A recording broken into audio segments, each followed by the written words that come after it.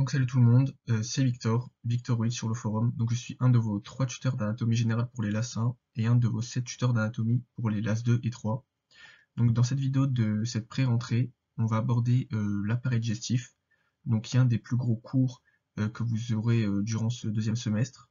Et donc là sur cette vidéo c'est la première partie du cours, sachant que c'est j'ai condensé le cours en fait, j'ai mis surtout les éléments les plus importants puisque c'est un format pré-rentrée.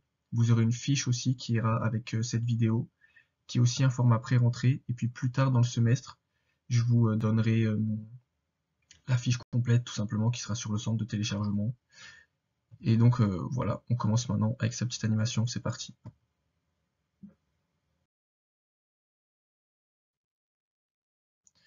Donc, en ce qui concerne l'appareil digestif, dans cette première partie, dans cette première vidéo, on va parler de l'anatomie de surface, donc avec les lignes cutanées, qui sont des lignes imaginaires, les régions de l'abdomen et du thorax.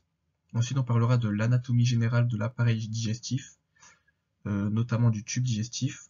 Ensuite, on parlera de l'embryologie digestive et du péritoine. Donc ça, c'est une partie qui est assez importante et fondamentale à connaître parce qu'elle explique en fait la disposition des organes et elle peut aussi expliquer certaines pathologies en cas de mauvaise embryologie. Ensuite, on parlera de la jonction œsogastrique. On parlera de l'estomac, notamment de la vascularisation gastrique. Et on parlera ensuite du bloc duodéno-pancréatique. Donc maintenant, on va parler de l'anatomie de surface. Donc on va commencer par parler du diaphragme thoraco-abdominal, aussi appelé DTA. Tout simplement, c'est les initiales, c'est plus simple à dire, plus rapide. Donc le DTA, c'est le muscle principal de la respiration.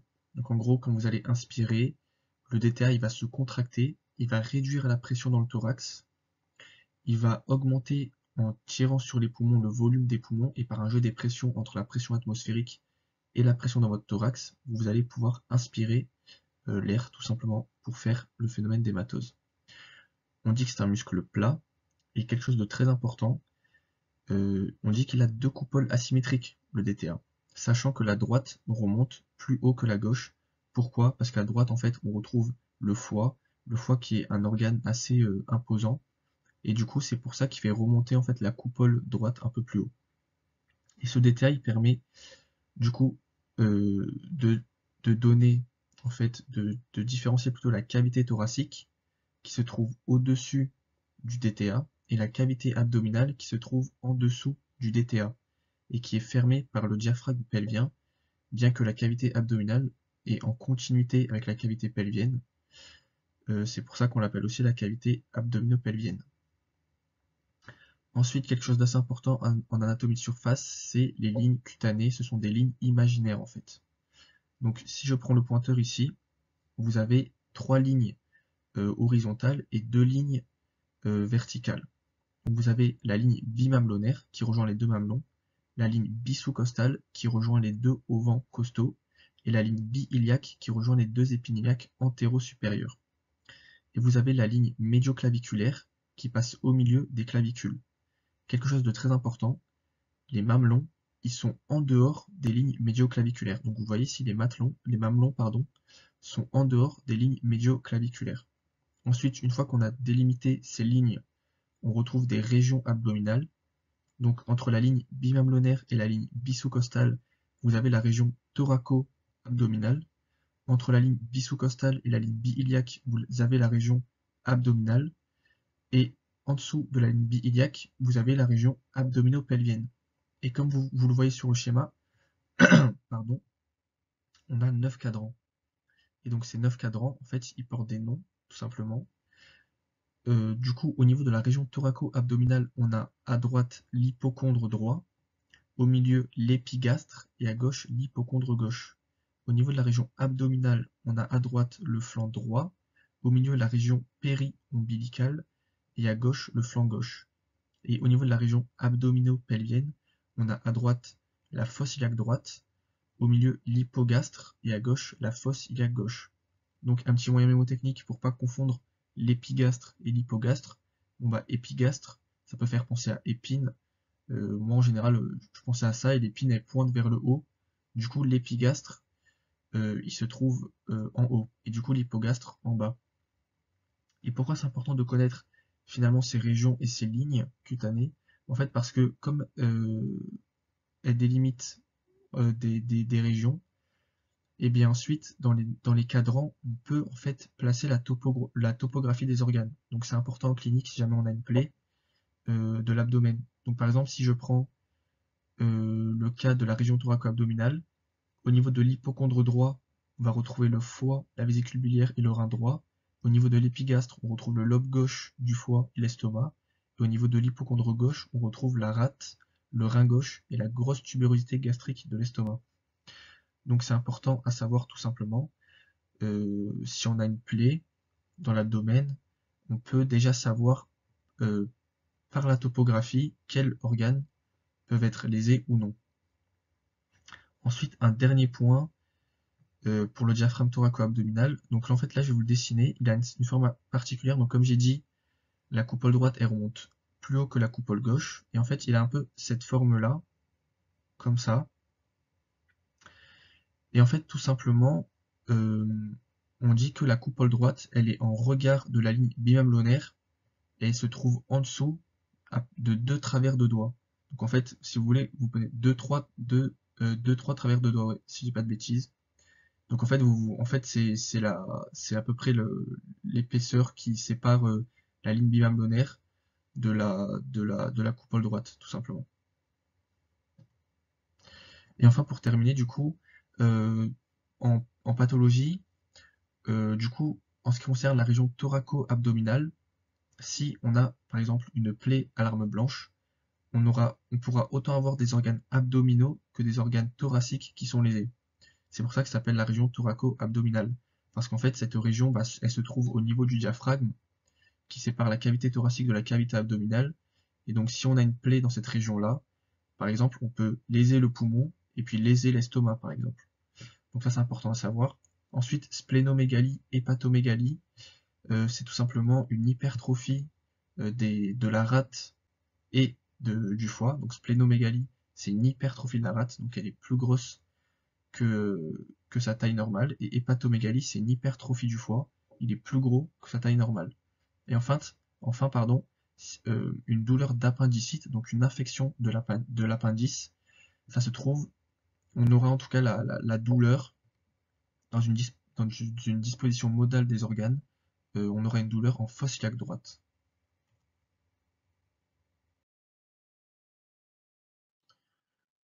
Donc maintenant on passe à l'anatomie générale de l'appareil digestif, et notamment du tube digestif. Donc en fait il faut faire une petite différence entre appareil digestif.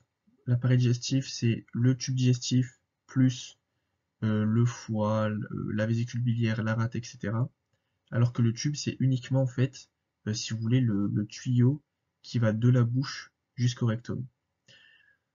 Donc, comme je l'ai dit, le tube digestif, il est constitué de la bouche, donc vous mâchez les aliments, vous allez déglutir ces aliments-là, ils vont passer dans l'œsophage. Vous avez une première partie de l'œsophage qui est thoracique, qui fait à peu près 40 cm, puis abdominale qui fait 3 cm.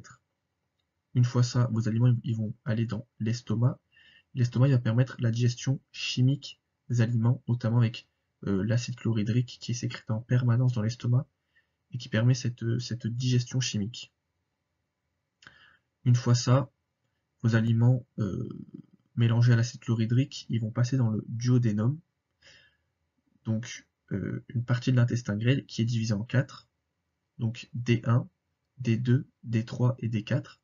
Puis ensuite la deuxième partie de l'intestin grêle qui est le jéjunum, qui est ici, et puis l'iléon, qui est la troisième partie de l'intestin grêle. Et donc, ensuite, vous avez le côlon droit, qui est ici, aussi appelé côlon ascendant. Vous avez le côlon transverse et le côlon gauche ou descendant. Donc ici, il y a écrit côlon D, mais c'est pour descendant. Et ensuite, après ce côlon gauche ou descendant, vous avez le côlon sigmoïde, puis le rectum, qui permet le stockage des matières fécales. Et puis, vous avez aussi également, je l'ai noté là, le cécum. En fait, c'est un diverticule du côlon droit, et l'appendice qui est un diverticule du cécum. Ensuite, donc comme je l'ai dit tout à l'heure, en fait, le foie, la rate, le pancréas et la vésicule biliaire ne font pas partie du tube digestif. Ils font partie de l'appareil digestif, mais ne font pas partie du tube digestif. Ensuite, pour les rôles de ces organes, le foie, son rôle principal, c'est la filtration du sang intestinal. La rate, c'est un organe qui est lymphoïde. En fait, il fait pas partie de l'appareil digestif. Le professeur, il en parle, mais il ne fait pas partie de l'appareil digestif. Le pancréas, donc organe amphicrine, mais qui sécrète notamment les sucs pancréatiques, mais aussi l'insuline et le glucagon. Et la vésicule biliaire, que vous voyez ici, qui stocke la bile qui est fabriquée par le foie.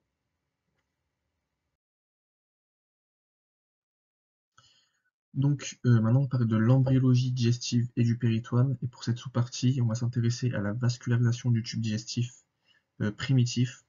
Donc tout d'abord, ce qui est super important, et ce qu'il faut savoir, c'est que pendant l'embryogenèse, tout le tube digestif est dans un plan sagittal. Il se trouve en avant de l'aorte primitive, comme vous avez ici sur le schéma. Donc tout le tube digestif est dans un plan sagittal, en avant de l'aorte primitive. Donc ici vous avez le stomodéum, la bouche primitive, pardon, l'œsophage primitif, l'estomac primitif, le duodénum, ici l'anse intestinale primitive, avec ici la branche crâniale et là la branche caudale, et enfin l'intestin terminal qui se trouve ici. Bon, ça c'est pas super intéressant, mais en fait ça c'est l'ébauche du diaphragme, et ça c'est l'ébauche du foie, et ça c'est la rate, le petit truc en bleu, voilà. Mais c'est pas super important à savoir. Par contre, ce qui est vraiment important à savoir, comme je vous ai dit, le tube digestif est dans un plan sagittal, et surtout ce qu'il faut retenir, ce qui est dans un plan sagittal, c'est l'estomac.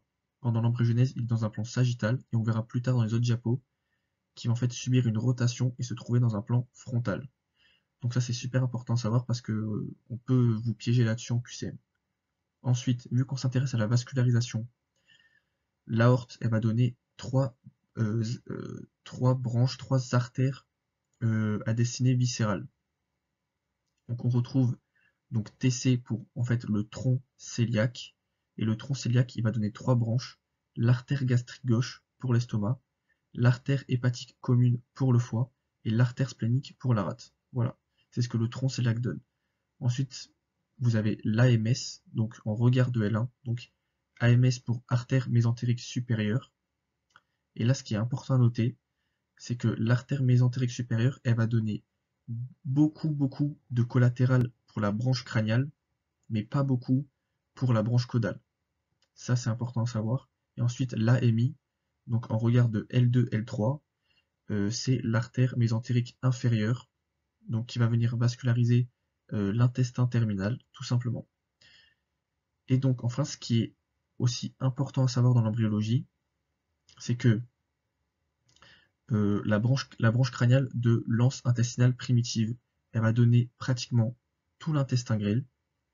La branche caudale de l'anse intestinale primitive va donner la fin de l'intestin grêle, le côlon droit, le cécum et l'appendice. Et quand je dis côlon droit, c'est aussi la partie droite du côlon transverse. Et enfin, l'intestin terminal, lui, il donnera le côlon gauche, donc le côlon transverse gauche, le côlon gauche ou côlon descendant, et le rectum. Donc voilà, ça c'est important à savoir.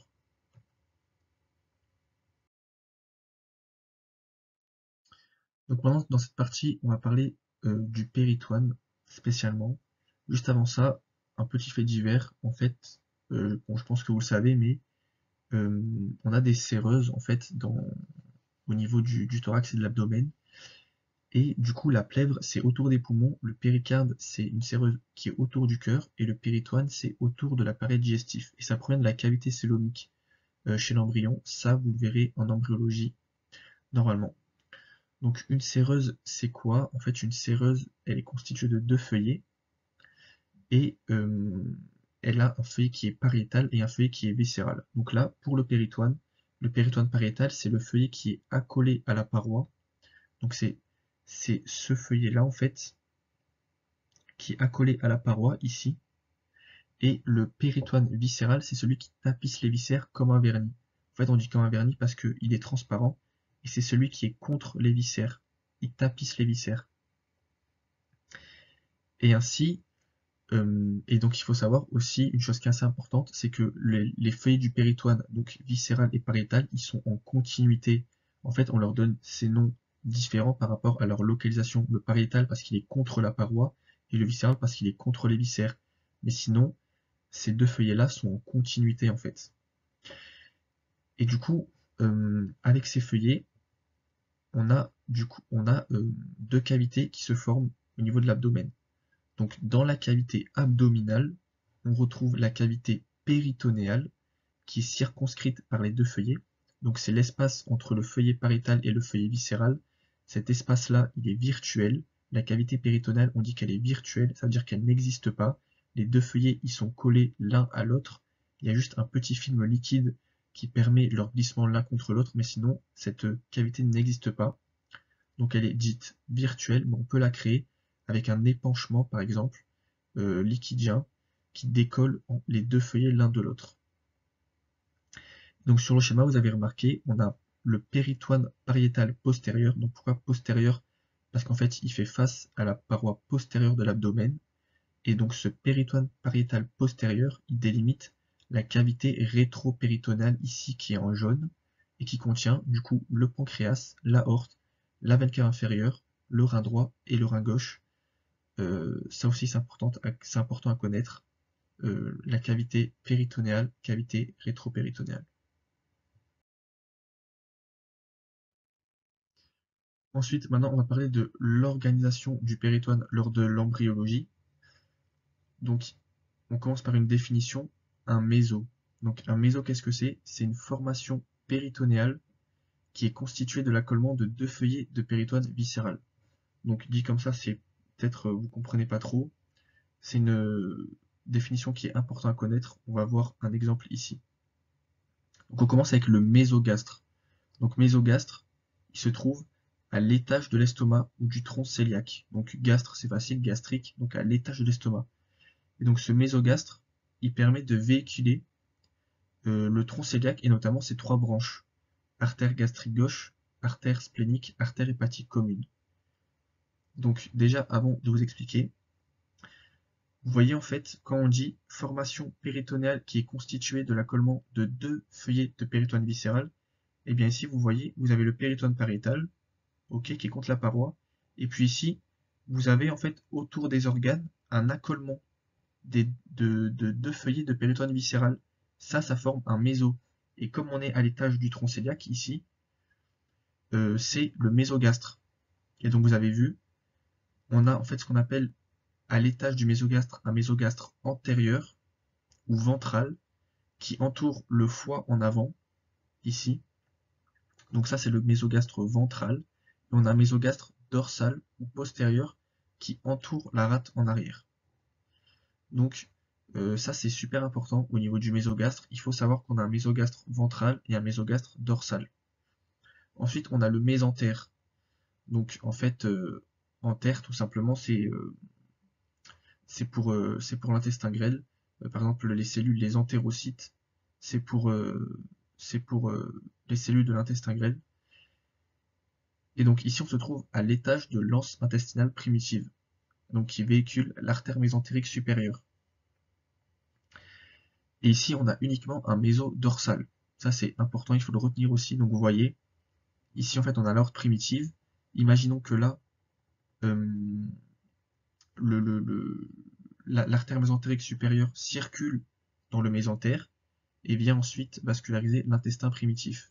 Et en fait, ce mésentère-là, que vous voyez ici, il est racolé à la paroi postérieure de l'abdomen. C'est pour ça qu'en fait on appelle ça un méso-dorsal uniquement. Parce que le méso, il revient s'accoler à la paroi postérieure de l'abdomen. Et ensuite on a du coup le mésocolon. Donc là il est à l'étage de l'intestin terminal. Donc c'est le méso en fait qui entoure le côlon et qui permet de véhiculer l'artère mésentérique inférieure. Et pareil, c'est un méso-dorsal qui est uniquement, en fait c'est le même schéma qu'ici. J'ai une petite télé parce qu'il n'y avait pas de schéma, mais en fait c'est exactement le même schéma qu'ici. Et en fait un méso, ça sert à quoi surtout? En fait ça permet de véhiculer les vaisseaux, donc les veines, les artères et les lymphatiques. C'est ici en fait, c'est dans les mésos que circulent les vaisseaux. Comme vous le voyez ici, c'est un peu plus parlant. Vous voyez qu'en fait, l'artère mésentérique supérieure, elle circule entre les deux feuillets du péritoine viscéral qui forment le mésentère, et ensuite qui permet d'aller rejoindre l'intestin primitif. Donc ça sert à ça, un méso. Et c'est important à connaître la définition. Mésogastre, on a un mésogastre antérieur et postérieur, mésentère uniquement un méso dorsal, mésocolon uniquement un méso dorsal aussi. C'est ce qu'il faut retenir.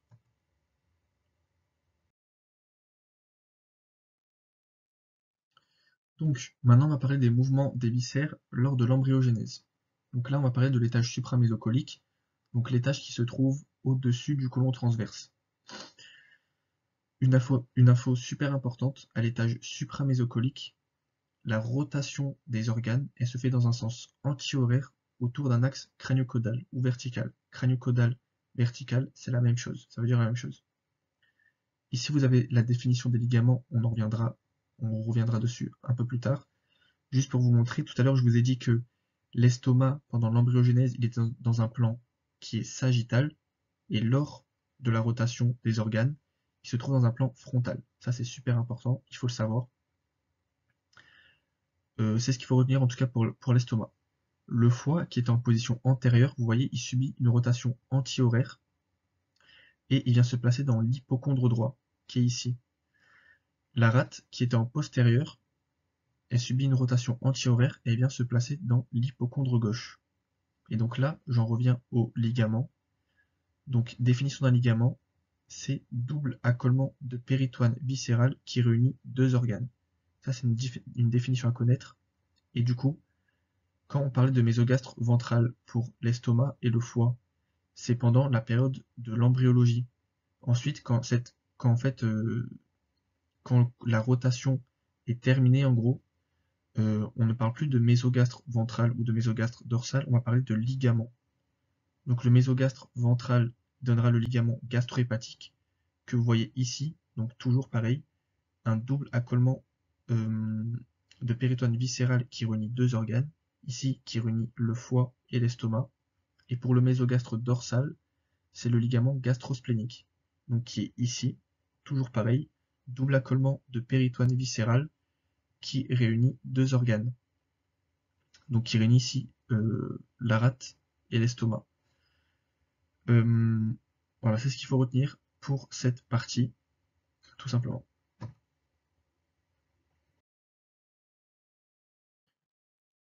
Donc, maintenant qu'on a parlé de l'étage supramésocolique pour le mouvement des viscères, on va parler de l'étage inframésocolique. Ici, première chose à retenir, c'est que la rotation anti-horaire, enfin c'est toujours une rotation dans un sens anti-horaire.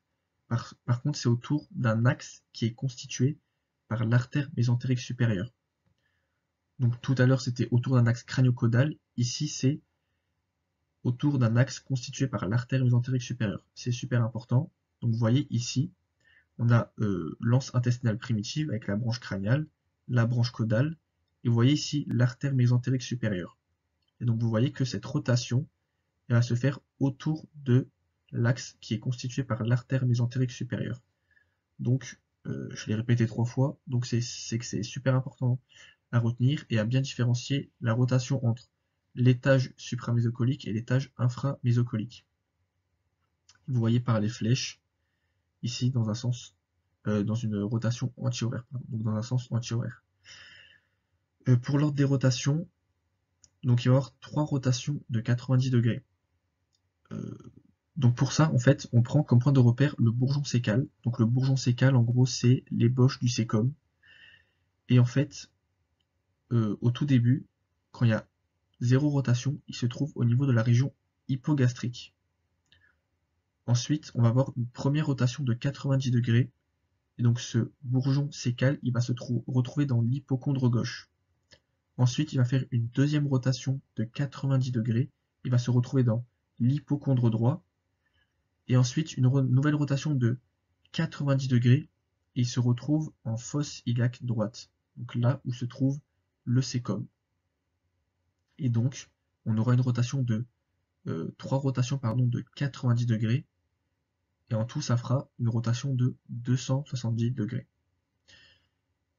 Voilà.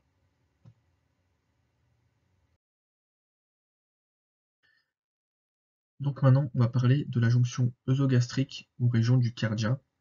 En fait, la région du cardia, c'est ce qui permet la continence cardiale. Donc, c'est-à-dire d'éviter que l'acide gastrique remonte en fait dans l'œsophage. Donc ici, on va s'intéresser aux piliers diaphragmatiques et les hiatus du diaphragme. Notamment là, on va s'intéresser aux piliers fibreux. Donc il faut savoir qu'en fait, le diaphragme thoraco-abdominal, il s'attache aux structures osseuses et aux structures musculaires. Donc ici, les piliers fibreux permettent de relier le diaphragme thoraco-abdominal aux structures osseuses. Donc on a, vous le voyez ici, trois types de ligaments euh, qui sont super importants à savoir. On va le voir tout de suite. Donc vous avez déjà le ligament arqué médian. Ligament arqué médian, pourquoi médian? Parce que médian, ça veut dire ce qui au milieu, en fait, c'est au milieu. Donc là, vous voyez qu'il est au milieu, et c'est l'union du pilier fibreux droit avec le pilier fibreux gauche. Donc cette union, vous voyez, ici les deux piliers fibreux sont liés l'un à l'autre, et vous voyez que le droit descend plus bas que le gauche. Ici c'est le droit, ici c'est le gauche, il descend plus bas. Et en fait cette union, elle forme le hiatus aortique en TH12, donc qui permet à l'aorte de passer à travers le diaphragme et d'ensuite donc de rentrer dans la cavité abdominale. Donc avant ce hiatus, on parle d'aorte thoracique, et une fois qu'elle a passé ce hiatus qui est en regard de la 12e vertèbre thoracique, elle prend le nom d'aorte abdominale. Donc ça c'est super important, vous devez connaître ça. Ensuite on parle du ligament arqué médial cette fois-ci, qu'on nomme aussi arcade du psoas. Pourquoi? Parce qu'en fait elle est au-dessus du psoas tout simplement. Et ce ligament arqué médial, il va du ligament arqué médian jusqu'au processus costiforme de la première vertèbre lombaire, donc de L1. Donc processus costiforme ou processus transverse, c'est la même chose, vous le verrez. Et donc arcade du psoas, comme je l'ai dit, parce qu'elle surplombe le psoas. Et ensuite vous avez le ligament arqué latéral, qui est ici, et qu'on appelle aussi arcade du carré des lombes, toujours pareil, parce que ce ligament surplombe le carré des lombes, et lui, euh, le ligament arqué latéral s'étend du processus transverse de L1, donc vous voyez ici, on le voit mieux ici, il s'étend du processus transverse de L1 jusqu'à la 12e côte. Donc ça c'est ce qu'il faut savoir, bien faire la différence entre ligament arqué médian, médial et latéral, et surtout retenir que le hiatus aortique se trouve en regard de la 12e vertèbre thoracique.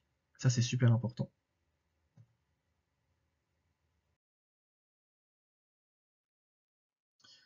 Donc maintenant, on a parlé des piliers fibreux du diaphragme thoraco-abdominal. Maintenant, on va parler des piliers musculaires.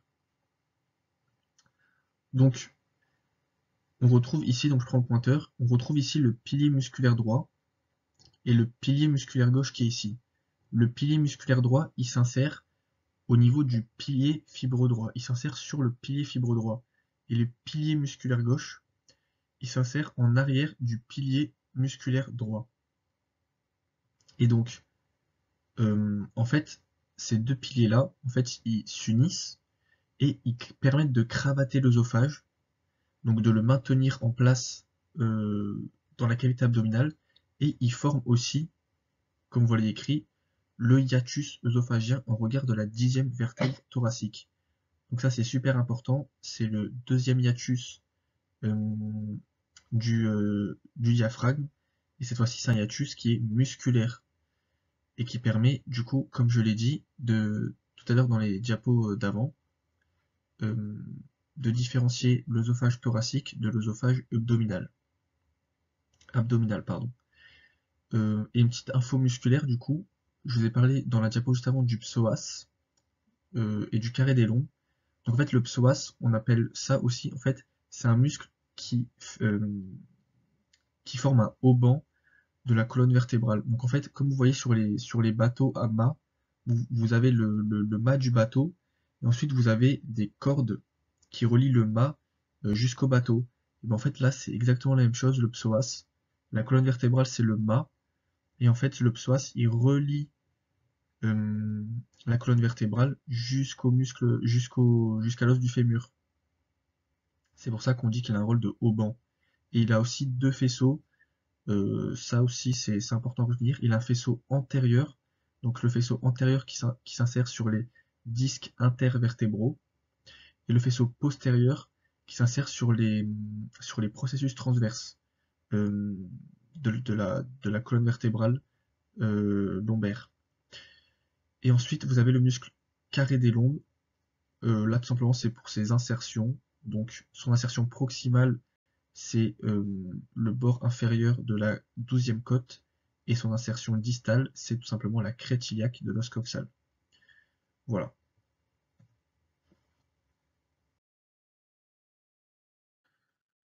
Donc, un petit récap des hiatus du diaphragme thoraco-abdominal parce que c'est super important et qu'on peut facilement vous piéger dessus. Donc, le hiatus en TH12, en regard de la 12e vertèbre thoracique, je vais mettre le pointeur, pardon, il est sur la portion verticale du diaphragme, et c'est le hiatus aortique, vous le voyez ici. En TH10, en regard de TH10, c'est toujours sur la portion verticale du diaphragme thoraco-abdominal, c'est le hiatus œsophagien, il est ici.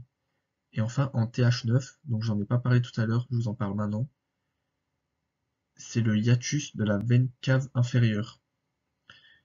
Et donc il est sur la portion, cette fois-ci, horizontale du diaphragme thoraco-abdominal. Donc vous avez hiatus aortique, hiatus œsophagien sur la portion verticale du diaphragme, et le hiatus de la veine cave inférieure au niveau de la portion horizontale du diaphragme thoraco-abdominal. Et donc ces hiatus, ils sont à connaître par cœur.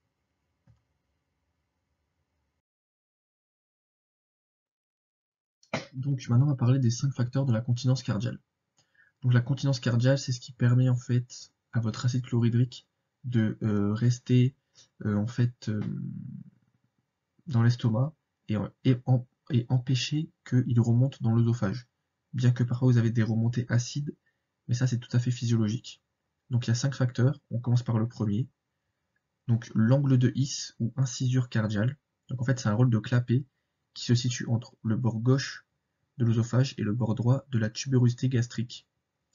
Donc en fait c'est un rôle de clapet, tout simplement c'est un clapet, voilà.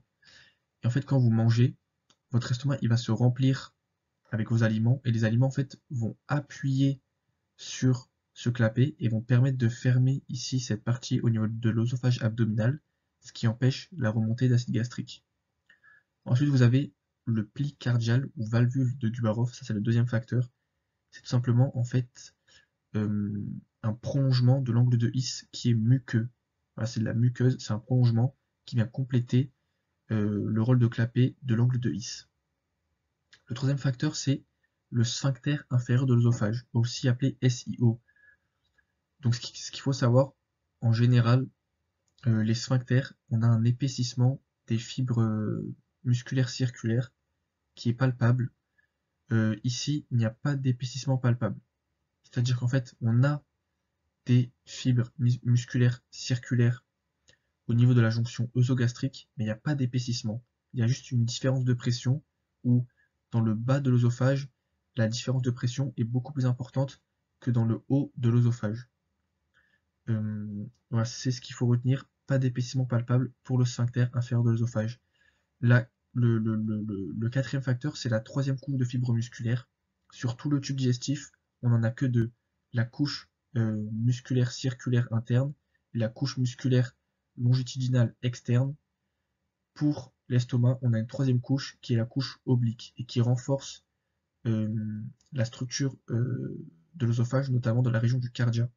Et enfin, le cinquième facteur, c'est la position intra-abdominale de la jonction œsogastrique.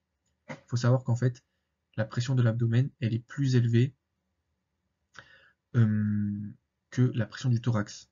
Et donc, les viscères, ils ont tendance à remonter vers le thorax. Et donc, cette jonction œsogastrique, notamment avec le pilier musculaire du diaphragme, ça permet de maintenir cette région du cardia à l'intérieur de l'abdomen et du coup d'éviter cette remontée acide.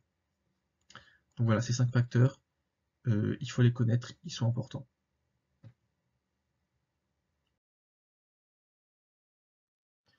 Donc maintenant, on va parler de l'estomac. Ici, on va parler dans cette sous-partie de l'organisation générale de l'estomac. Donc l'estomac, il se trouve entre l'œsophage abdominal et le pylore.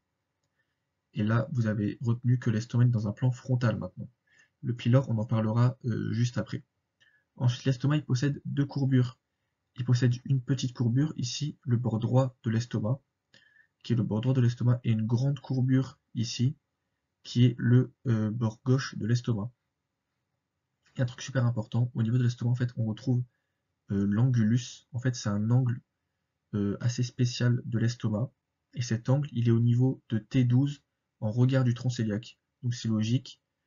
Euh, en fait, lorsque l'aorte elle a passé son hiatus en TH12, on a directement le tronc cœliaque qui est aussi en TH12. Donc l'angulus, il est au niveau de T12 en regard du tronc cœliaque. Ça c'est important, il faut le retenir. Et l'estomac, il est divisé en trois parties. Donc le fundus, ici, c'est la partie en haut, c'est la poche à air gastrique. Donc en fait, c'est là où vous retrouvez, en fait, c'est l'air de l'estomac tout simplement. En fait, il y a de l'air dans l'estomac, donc c'est la partie qui s'appelle le fundus. Ensuite, vous avez le corps de l'estomac, qui est la portion verticale de l'estomac, et puis l'antre gastrique, qui est la portion horizontale de l'estomac. Donc voilà un peu comment l'estomac est décrit. Et vous avez différentes couches au niveau de l'estomac, de l'intérieur vers l'extérieur. Donc à l'intérieur, vous avez la muqueuse gastrique, donc qui contient des plis gastriques et qui permet de sécréter de l'acide chlorhydrique. Il faut savoir que cette muqueuse, elle est, euh, elle est très résistante à l'acidité, ce qui est logique du coup. Et, euh, et donc voilà, c'est ce qu'il faut retenir. La sous-muqueuse, donc vous verrez dans tout le tube digestif, la sous-muqueuse, c'est ce qui permet le transport des vaisseaux. Donc artères, veines, lymphatiques. Ici, vous retrouvez tous les vaisseaux dans la sous-muqueuse. Et la musculeuse, comme je l'ai dit précédemment, elle a, pour l'estomac en tout cas, il y a trois couches musculaires. Donc oblique, donc la couche oblique, c'est la plus interne. En général, vous allez entendre dans le tube digestif circulaire interne, longitudinale externe. Ici, dans l'estomac, c'est la couche oblique qui est la plus interne. La couche circulaire, c'est la couche musculaire moyenne. Et la couche longitudinale, c'est la couche qui reste du coup la couche externe. Et pour finir, je vous ai parlé du pylore. On le reverra un peu juste après dans la prochaine diapo. En fait, le pylore, c'est un épaississement des fibres musculaires, cette fois-ci qui est palpable. Donc voilà, ça c'est un autre schéma de l'estomac qui est peut-être un peu plus parlant que le précédent. Et donc vous voyez ici le pylore dont je vous ai parlé dans la dernière diapo, qui est cet épaississement des fibres musculaires circulaires qui forment ce sphincter en fait, et qui permet de réguler le flux gastrique qui va au duodénum. Pardon. Euh, voilà. Et ensuite, juste pour des applications un peu cliniques, donc vous pouvez avoir un ulcère. Donc en fait, un ulcère, c'est quoi? C'est quand en fait votre estomac sécrète beaucoup d'acide chlorhydrique. Et donc du coup, la muqueuse, elle est attaquée. Et en fait, quand la muqueuse est attaquée, elle s'érode. Et ensuite, en dessous de la muqueuse, on a la sous-muqueuse. Et donc les vaisseaux aussi, ils sont attaqués. Et là, vous avez une hémorragie qui est abondante dans l'estomac et une anémie. Donc c'est-à-dire une diminution du taux d'hémoglobine. Et donc c'est assez important et il faut tout simplement l'opérer. Donc voilà ce que vous pouvez avoir. Donc là c'est un ulcère gastrique en fait. Euh, donc c'est important à savoir. Donc maintenant on va parler de la vascularisation gastrique. Donc c'est une partie qui est importante, qu'il faut essayer de retenir. Alors quand on voit le schéma comme ça, c'est un peu barbare, mais en fait c'est assez facile à retenir, vous allez voir. Et je vais essayer de bien vous expliquer. Et en fait c'est un schéma, ce schéma-là, il résume en fait tout ce que je vais vous dire. Donc, comme je l'ai dit tout à l'heure, l'aorte, elle donne trois artères à destinée viscérale, donc tronc cœliaque, artère mésentérique supérieure, artère mésentérique inférieure. Et là, du coup, on s'intéresse au tronc cœliaque. Et le tronc cœliaque, il va donner trois branches. Donc, on va commencer par l'artère gastrique gauche. Donc le tronc cœliaque ici, il donne l'artère gastrique gauche. L'artère gastrique gauche, elle permet de vasculariser la petite courbure de l'estomac. Et vous voyez l'artère gastrique gauche au niveau de la jonction œsogastrique, elle se divise en deux. Une branche qui passe en avant de l'estomac et une branche qui passe en arrière de l'estomac. Elle donne aussi des branches œsocardio-tubérositaires. Ça, c'est secondaire à savoir. En fait, ça permet de vasculariser en fait tout ce qui se trouve au niveau de la jonction, donc œsophage, la région du cardia et la tubérosité de l'estomac. Et vous allez voir ensuite qu'il y a s'anastomose avec une autre artère, j'en parlerai plus tard. Ensuite, le tronc cœliaque donne aussi l'artère splénique. Donc l'artère splénique, elle passe en arrière de l'estomac. Elle a un trajet sinueux, vous le voyez ici, en zigzag, et elle longe le bord supérieur du pancréas. Donc là, on n'a pas le pancréas dans le schéma, mais il faut le savoir. Elle va donner une artère gastrique postérieure, donc qui est en arrière de l'estomac et qui permet de vasculariser cette partie de l'estomac. Elle va donner dans sa partie terminale l'artère splénique 5 vaisseaux courts qui permettent de vasculariser la tubérosité gastrique de l'estomac. Elle va également donner l'artère gastro-omentale gauche qui vascularise une partie de la grande courbure qui est ici et qui cette artère-là, pardon, va s'anastomoser avec une autre artère. J'en parlerai aussi plus tard. Et enfin, le tronc cœliaque donne l'artère hépatique commune. Et cette artère hépatique commune va donner l'artère gastro-duodénale. Donc que vous voyez ici. Il y a une chose à retenir de l'artère gastro-duodénale, c'est qu'elle passe en arrière du duodénum, notamment en arrière de D1. Donc je l'ai écrit ici avec des plus. C'est absolument à savoir. Et ensuite, une fois que l'artère hépatique commune a donné cette artère gastro-duodénale, eh bien, elle prend le nom d'artère hépatique propre, qui en fait rejoint le foie et va vasculariser le foie. Et donc, une fois ça, en fait, on a ce qu'on appelle des cercles artériels qui vont se former. Et donc, on a ici le cercle artériel de la petite courbure. Vous voyez, en fait, ça forme ici comme un genre de cercle. C'est pas vraiment un cercle, on appelle ça un cercle, en fait. Et en fait, c'est une anastomose. Donc, en fait, anastomose, c'est quoi? C'est quand deux vaisseaux, en fait, se relient, si vous voulez, pour faire simple. Et donc, vous voyez, en fait, l'artère gastrique gauche, ici, les deux branches, elles vont se relier à l'artère gastrique droite. L'artère gastrique droite, pardon, qui est issue de l'artère hépatique propre et qui forme ici le cercle artériel de la petite courbure de l'estomac. Et on a un cercle artériel maintenant de la grande courbure de l'estomac, pardon, qui est l'anastomose entre l'artère gastro-omentale gauche issue de l'artère splénique et l'anastomose de l'artère gastro-omentale droite qui est issue de l'artère gastro-duodénale. Et donc ça forme cette anastomose et ça forme du coup le cercle artériel de la grande courbure de l'estomac. Et donc ces cercles artériels, vous voyez, ils donnent des vaisseaux droits tous les centimètres qui vont venir vasculariser l'estomac. Et voilà. Donc ce schéma-là, il n'est pas évident au premier abord. Mettez pause sur la vidéo pour mieux comprendre. Le nom des artères, etc. c'est un peu barbare au début, mais posez-vous devant le schéma et vous allez voir qu'ensuite ça va venir tout seul. Donc voilà, et c'est un schéma important à connaître, qu'il faut maîtriser, parce qu'on peut vous poser pas mal de questions dessus.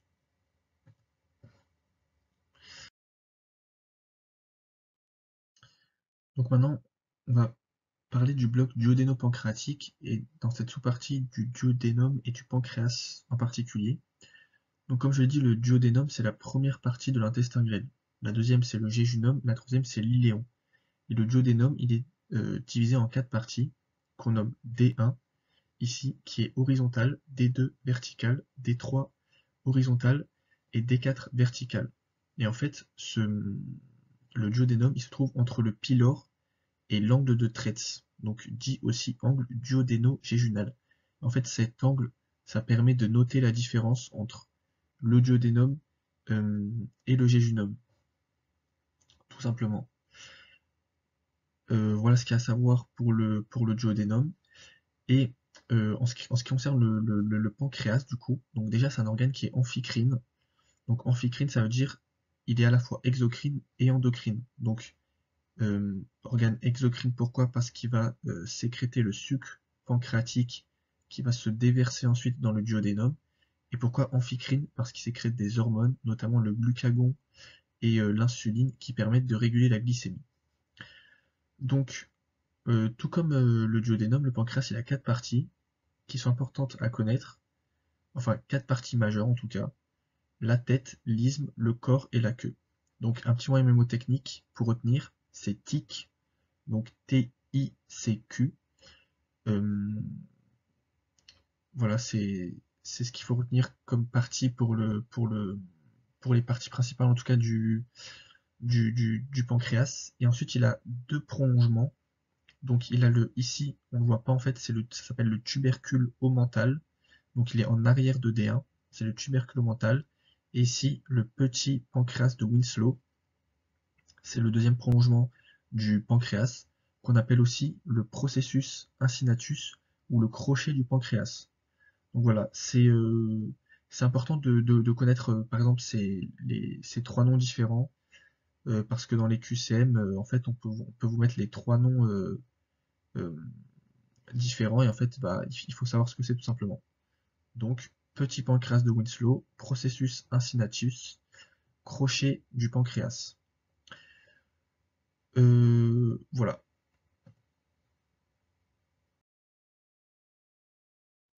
Donc, pour terminer, on va parler du carrefour duodéno-pancréatique.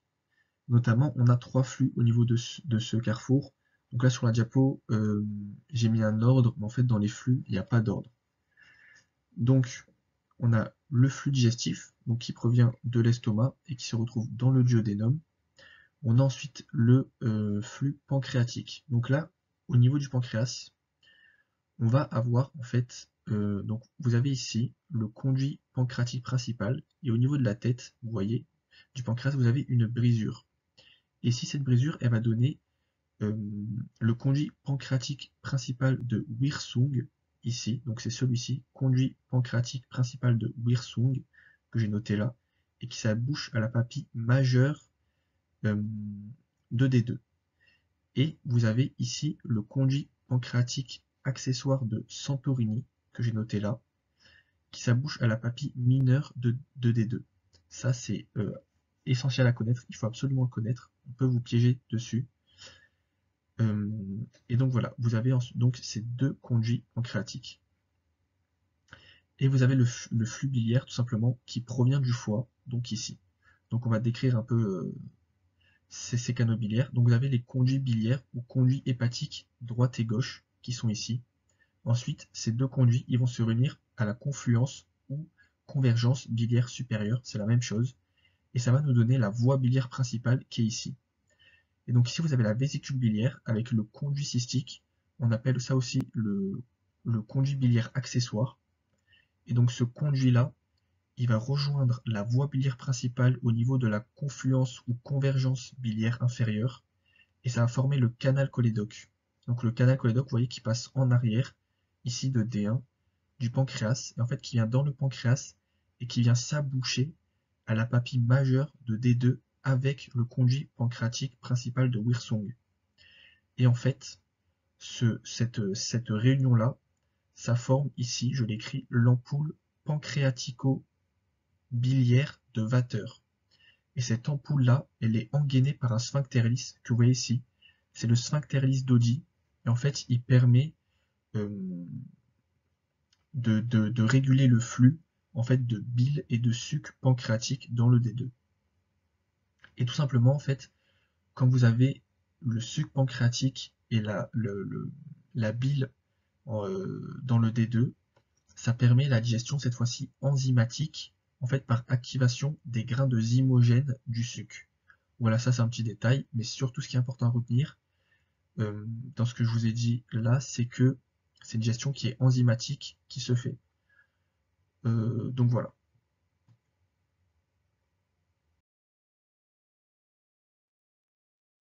Voilà, du coup c'est tout pour cette première partie, oui.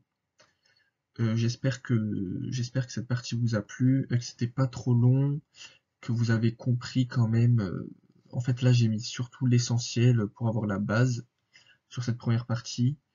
Donc j'espère que c'était assez compréhensible, etc. De toute façon la fiche sortira. Euh, Donc ça vous permettra d'avoir un deuxième support pardon, sur lequel travailler. Et la deuxième partie, ça sera du coup sur le foie, l'intestin grêle et le rectum. Euh, voilà, donc j'espère que cette première partie vous a plu et on se retrouve pour la deuxième.